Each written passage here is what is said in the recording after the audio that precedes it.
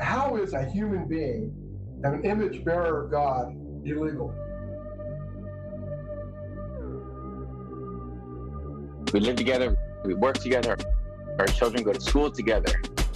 And yet when it comes to elections, their voices are silenced. In a true democracy, all members of society should have the right to vote. To deny them service of democracy is a theft of democracy. We have a legal, we have a historic, and we have a moral obligation. Let our people vote. Welcome to What's Happening Only in San Jose, a podcast democratizing the process of civic participation here in San Jose, and I'm your host, Alina Yin. The short song you heard just now was created in collaboration with an artist that goes by the name of Mies. The voices and words that you heard were all pulled from the public records from a January 11th City Council meeting in San Jose. Now, Mies and I have been workshopping and toying around with the idea of mixing beats with public comment since last fall. I thought it was a great way to uplift voices and bring some attention to what's happening. And as a creative project engaging our more artistic sides, it was a lot of fun to do. And we do have some more surprises on the way, but for now, consider that a special teaser. Now, in this episode and over the next few months, we will be rounding the bend towards the finish line of our epic legislative journey, following the work of the Charter Review Commission and our own very municipal constitutional convention. We also will be continuing with our coverage of boards and commissions, and so we hope to finish out the season by election time in November of this year. Okay, now for a quick recap. The California Constitution authorizes the adoption of a city charter and grants charter cities supremacy, meaning ultimate power and authority over municipal, meaning city, affairs. A charter city's supremacy over city affairs is commonly referred to as home rule. Home turf, my rules. In many ways, a city charter acts as a constitution for the city adopting it.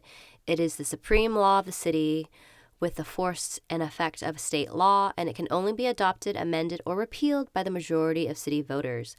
One advantage of the charter is that it transfers the power to adopt legislation affecting city affairs from the state legislator to the city adopting it, thus giving voters voters of the city more control over their local government. Now, our city charter was created again in 1965 by 12 to 13, I forget the exact number at the moment, but 12 to 13 private landowners.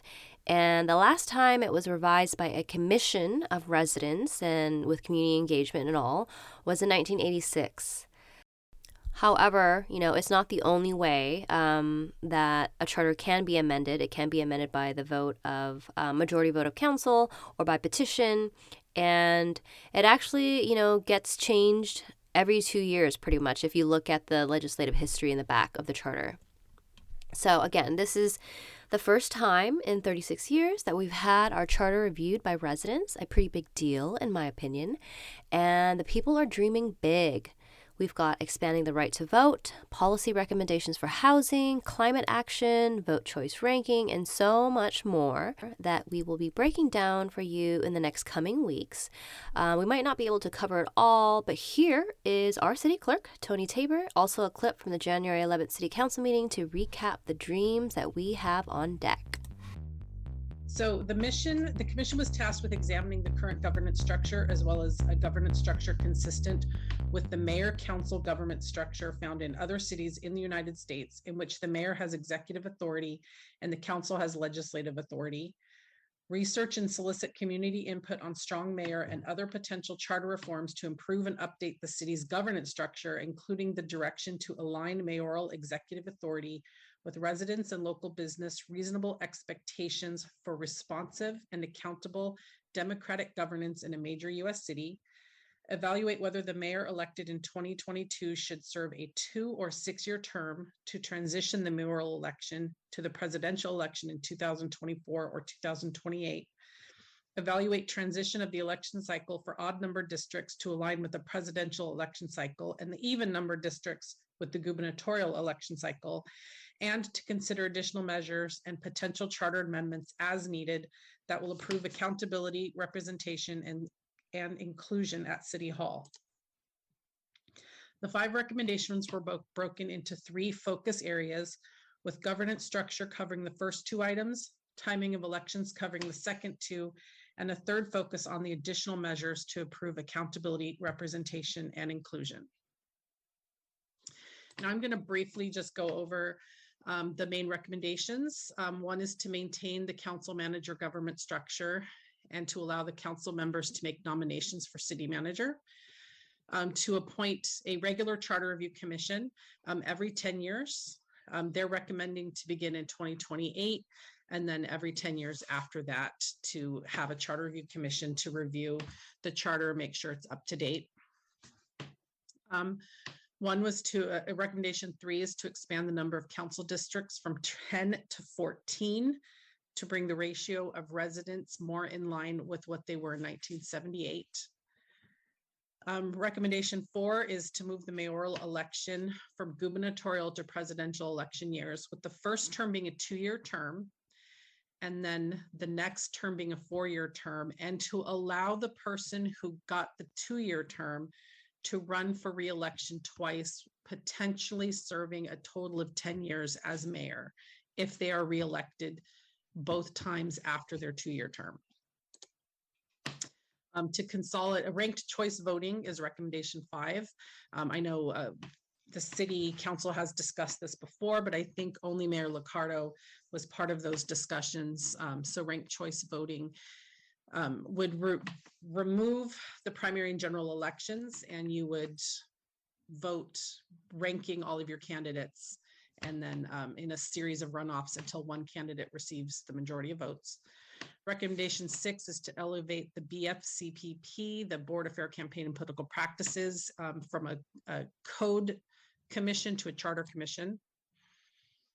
Recommendation 7, removing some of the requirements to the boards and commissions, such as citizenship, to ensure all boards and commissions receive equity and inclusion training, to elect their chairs and vice chairs democratically, and incorporate racial and social equity analysis in all of their decision making.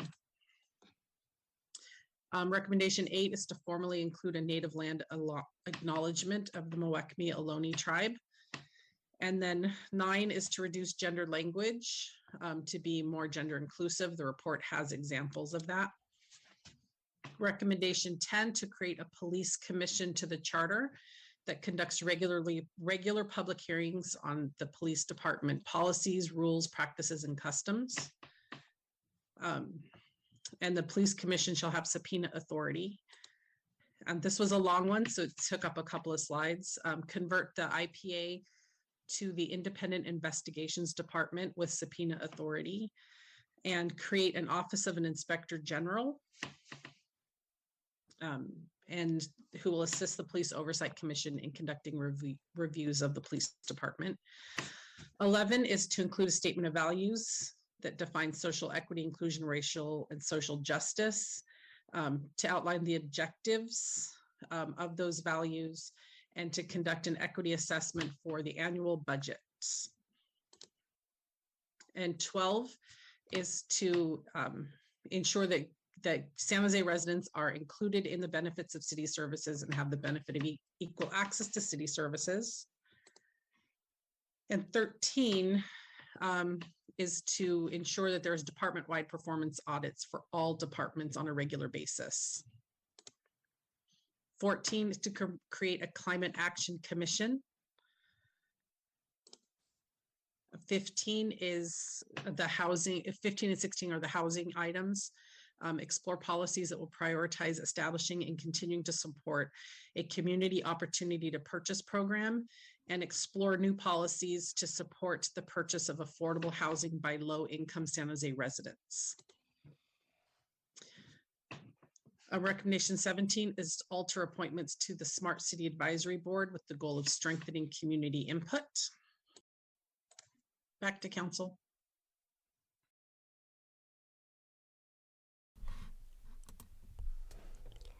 17 recommendations. That alone is a pretty extraordinary fact for extraordinary times. I know this season has been a long one. Looking back to our first episode back in June 2020 to today's 17 recommendations, I'm reminded of the quote by Dr. Martin Luther King from the March from Selma in 1965. "The arc of the moral universe is long, but it bends towards justice," which was actually from a sermon in 1853 by the abolitionist minister Theodore Parker. I bring that up because some of the items within those 17 recommendations that council will be looking at and discussing, have been in the making for a long time. And being able to participate in this process has been one of the few highlights for me personally in the last 2 years. 2020 was a difficult year for many of us, myself included, and it's very much reflected in the sporadic episodes of season 1. But I'm personally quite proud, and I think it really captures the many twists and turns of this wild ride season finale of our, roaring entries into the 2020s. So if council moves forward with one or more of the commission's recommendations to amend the charter, then it goes to the ballot boxes this year, either in June or November. Now, there are a number of ways that council can bake this dream cake. The council may choose to consolidate the proposed amendments into a single measure, or place them in their own separate measure, or any combination thereof. So the charter measures must be submitted to the voters at least 88 days before the election. Thus, the deadline to submit a measure to the county register of voters is Friday, March 11th, and that will be for the June 7th primary. Also in March is when we will be releasing, next week, is when we'll be releasing weekly episodes to talk about the different measures following when council resumes their deliberations, which will be April 11th from 1:30 p.m. to 4:30. And that is a city council special meeting where they're going to look at all of the recommendations by the Charter Commission. And then they come back on April 29th for a special study session that is going to take a look at the memo that was submitted by Councilmember Carrasco and Arenas after the charter had concluded their work. And so this is a new recommendation, and it talks about extending municipal voting eligibility to all San Jose residents. And we'll do a recap on that as well. And so recap episodes for both the April City Council meetings. However, I do highly encourage, for those of you who are able, because I know that it's not the most accessible times and days for people who work, but if you're able to attend and tune in, they are very important meetings, and this is once in a, hopefully not, well, I think it's going to be every 10 years if council adopts one of the 17 recommendations that makes this a little bit more regular. But it'll be the first time in a long time that we as a community have had an opportunity to do this, and so I encourage you.